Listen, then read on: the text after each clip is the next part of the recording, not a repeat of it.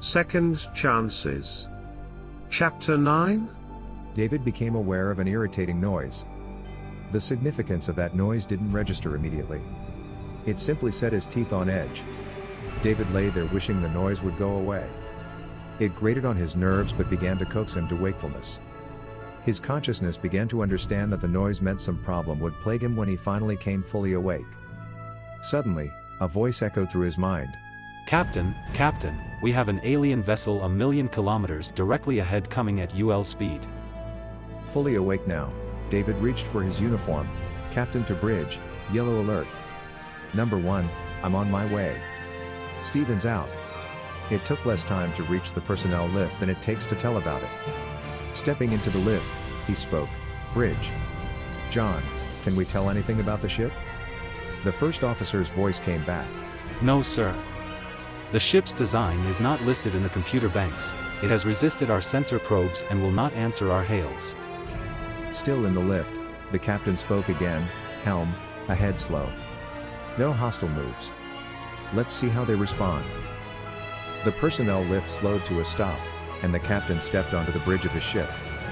His ship, the USS Constitution, was a heavy cruiser of a much earlier design. Less than 18 months before, this had been a tired, retired, scavenged, decommissioned old hulk sitting in the System Navy salvage yard near Naval Base 13. David thought he might have called the old ship rusty, except things don't rust in a vacuum. 80 years before, this had been a proud ship, second in accomplishments only to the Enterprise. Her record was a gallant record of exploration, diplomacy, and battle. After 18 months of working every day, 12 hours a day, the crew had readied this vessel for active duty, a ship of the line. The Admiralty thought his ship would be the least in the fleet. Admiral Halloran had told David at the commissioning ceremony that the Constitution would be a ship to be reckoned with the right captain and crew. This was the Constitution's second maiden voyage. David was determined to prove the Admiral right. Captain on the bridge. First Officer John Self stood away from the command chair and reported. She's begun to slow to sub-light speed, Captain. On screen. David didn't sit in the command chair. Instead, he leaned forward as if to get a closer look at the approaching vessel. The approaching ship was still too distant to get a good visual, so David sat in the command chair and waited. This was the crew the System Navy had given him. These were all highly decorated, combat-experienced officers and crewmen. Everyone had more time in the System Navy than their captain. A peacetime military service had always been hardest on its combat veterans. The System Navy had proven to be no exception. Among his crew, David had 5 officers who had once been captains of their own ships and proven, hardened, combat-experienced men and women who had set the standard for excellence during the wars with the Xenites and the androids of Beta 3. But peacetime and the dull routine of patrols along the demilitarized zone wore on more than one ship, more than one crew, and more than one captain. Today, the Constitution and her crew stood as the last resort of the System Navy to rid itself of these undesirables. Yes, in all reality, the Constitution had the most experienced crew in the System Navy. Only George Perry had a crew with the potential this one had. If only. Suddenly, the voice of his navigator, Lieutenant J.G. Shelley Jacobs, intruded on his reverie. Sir, the alien ship is now only 10 kilometers from us, and she has come to a dead stop. Helm, bring us within a kilometer and come to a full stop. Aye, aye, Captain. Approaching the other ship, David ordered, all stop. The ship ahead had an elusive shimmering silver quality, reflecting all the galaxy's light. Well, number 1, what do you think? Lieutenant Abels, can we raise her on the comm? Will she acknowledge our hails? Lieutenant J.G. Tori Abels, Communications Officer, frowned. No, sir, I just don't seem able to raise her. There is no indication that anyone is on that ship. The first officer bent over his scanners and spoke. Captain, our scanners do not seem to be able to penetrate her hull. I get no readings whatsoever. Leaning back in the command chair, David replied, well, someone or something is in control of that ship. Are we sure there is nothing like her in our computer banks? Nothing like this, sir. Came the reply from the science station. Well then, I guess I will just have to go over and see for myself. John Self, the ship's first officer, turned and frowned at the captain, his expression set as first officer, It was his duty to take this kind of risk. However, by the system Navy regulations, the captain was to not risk the ship by taking this kind of assignment himself. David looked at John and remarked that he would not leave the ship at risk since there were 5 other officers more qualified to command the Constitution than he was. As the captain, it was his responsibility and privilege to take this assignment. After all, this was a first contact situation. Turning to his communications officer, David directed that the universal translator be particularly watchful in this case, as it seemed this was a race the system had never come into contact with. I want to be able to communicate with our friends out there as quickly as possible. Contact the teleporter room and see if they can get a fix on the bridge of that craft.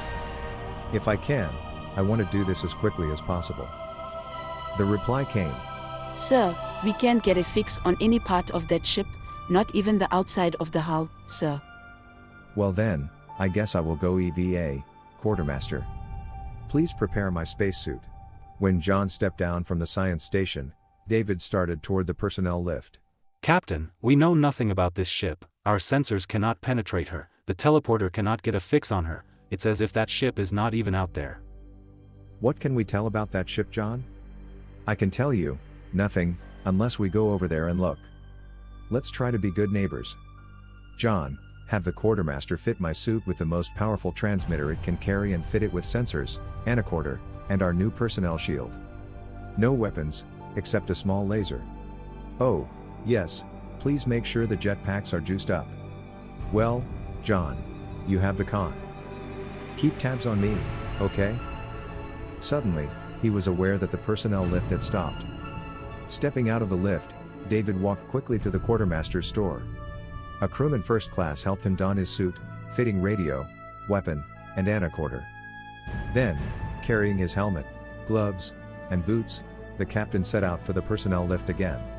John met him at the open door to the lift. Stepping into the lift, they both commanded, "Teleporter room." As the lift started, David turned to John. Nothing new, Captain. John, don't you think you should stay on the bridge? As the lift continued to the teleporter room, John's reply was almost comical. You yourself pointed out that there are several highly qualified command officers aboard this ship. Larry's there, we both know he is as qualified to be captain as we are. I'm going to see that everything works out, okay? John and David stepped out and headed toward the teleporter. These two men had grown close during the refitting of their ship. David was secretly glad that John had come to see him off. He knew that John would be keeping a close eye on him and be ready to order teleport as the first sign of trouble. John eyed the captain. Sir, maybe I should get my suit too. You know, back up. These two friends regarded each other for a long moment, and then David agreed that it might just be the most prudent thing to do. A few minutes more would make little difference. Tapping his comm badge, John called the bridge. Larry, I'm going with the captain. You have the con. Then he called the quartermaster. Please prepare my space suit the same as you did for the captain. David tapped his comm badge. O'Reilly, would you please come to the teleporter? John and I would be pleased if you were here to monitor our activities. Aye, Captain. Came the reply in that deep Irish brogue David had come to appreciate from his amazing chief engineer. John stepped out of the teleporter room to fetch his spacesuit. But there stood the quartermaster, his suit in hand. Thought you just might want this, sir, so I had it ready. John and David both responded, "Thank you, Charlie. Glad to have such an efficient man as quartermaster aboard." Smiling, the old crewman said, I'm just thankful for the billet here, sir. I've only got 3 years before I can retire. My only alternative was an undesirable discharge, sir. Then I wouldn't get nothing. The crewman turned and left the two officers to go about their business. O'Reilly arrived as the two stepped back into the teleporter room. Aha, O'Reilly, let's get John into his suit. Aye. The three officers and the teleporter operator worked to get John and David completely suited up. After a short moment, the captain and his first officer were ready. O'Reilly, put us as close to that ship as you can. Shirley here tells us that she can't even get a fix on the hull. David turned to Shirley for confirmation. That's true, Captain O'Reilly. She replied. Teleporter crewman second class Shirley Wilson was an attractive woman. Medium height, brown hair, blue eyes, and a good disposition. She had been an ensign in the engineering section of the USS Potemkin during the Zenith's conflict. Robert O'Reilly stepped over to the teleporter console.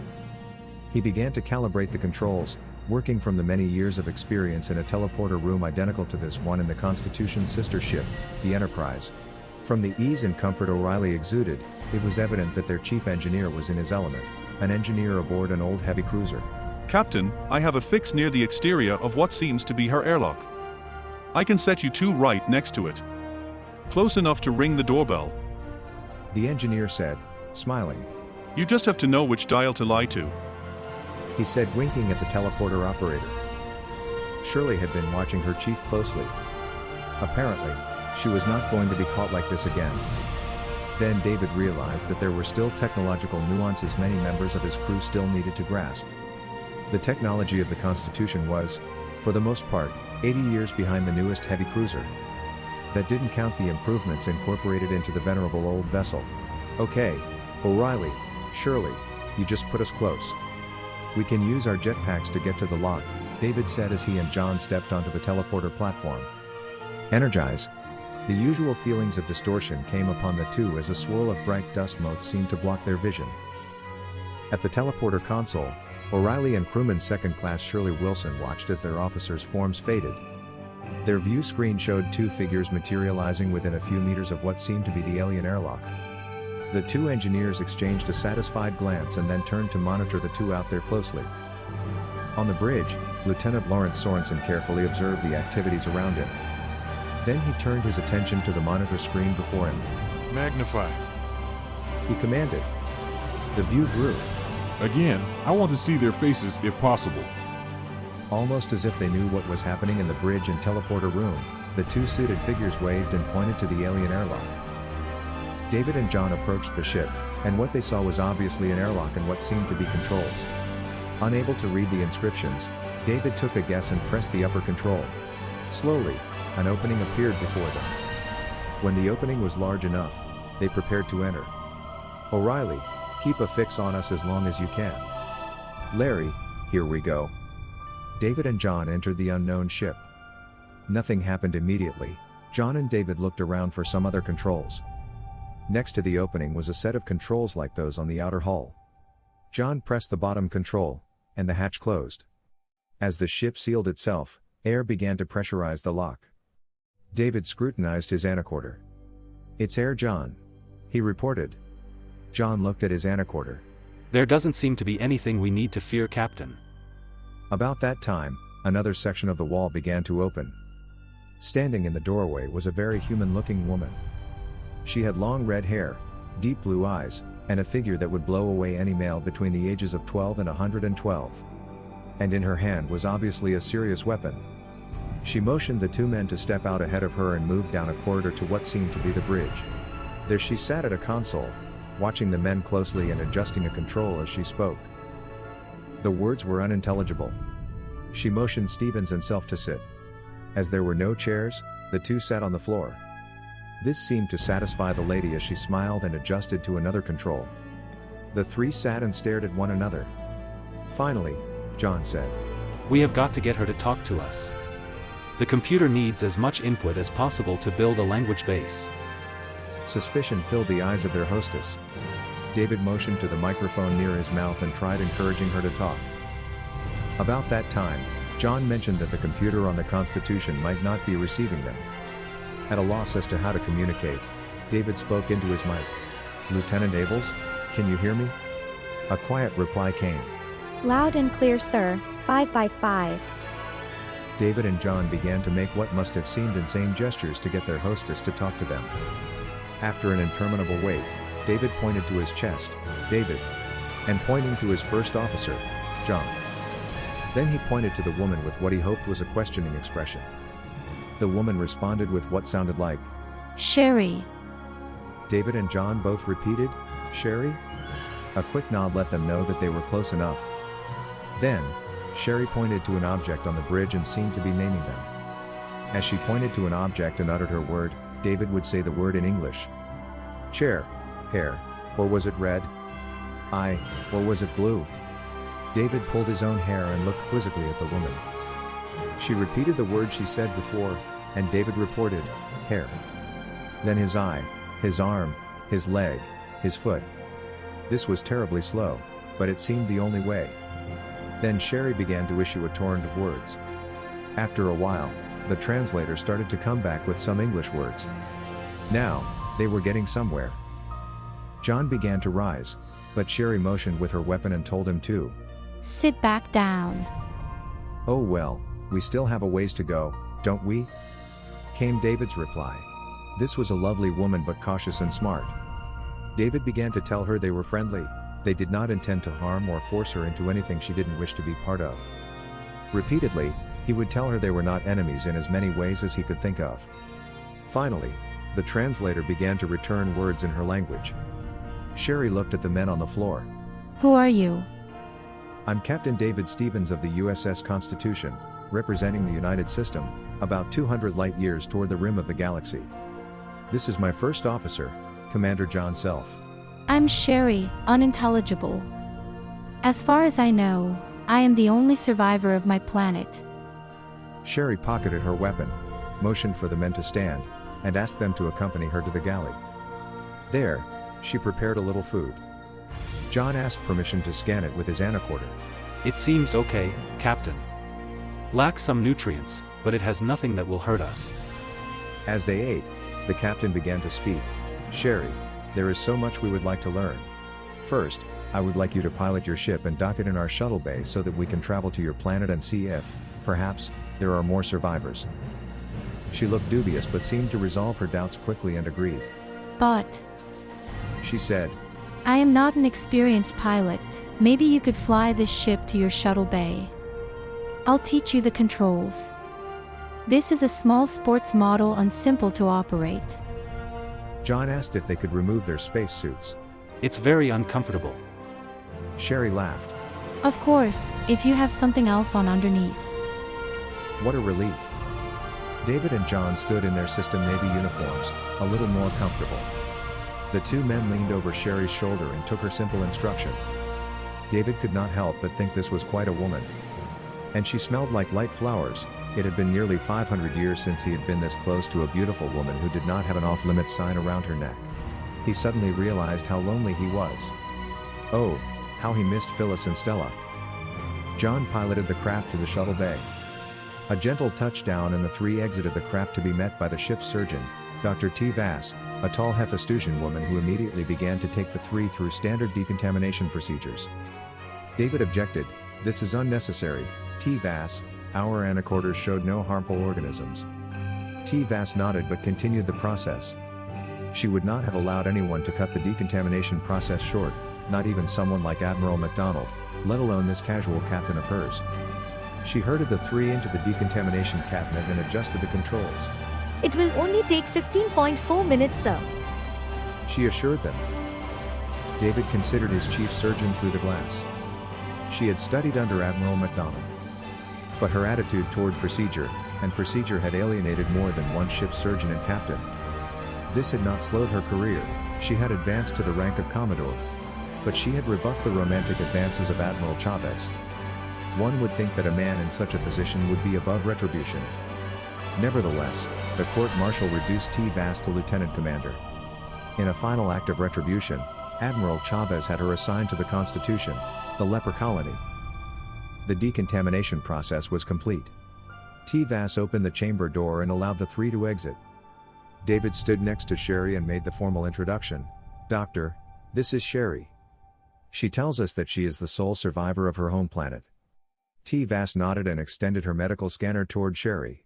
Well, Captain, your Sherry is 99.99% human, according to my scanner. But I would like to do a more detailed examination in sickbay if I may. David turned to Sherry. "Would that be agreeable with you?" There was fear in her eyes as she looked at David and John. But T. Vass gently touched Sherry's arm and assured her in her best bedside manner that her only concern was the health and welfare of the Constitution, her crew, and her passengers. David was surprised at this. T. Vass seemed almost human.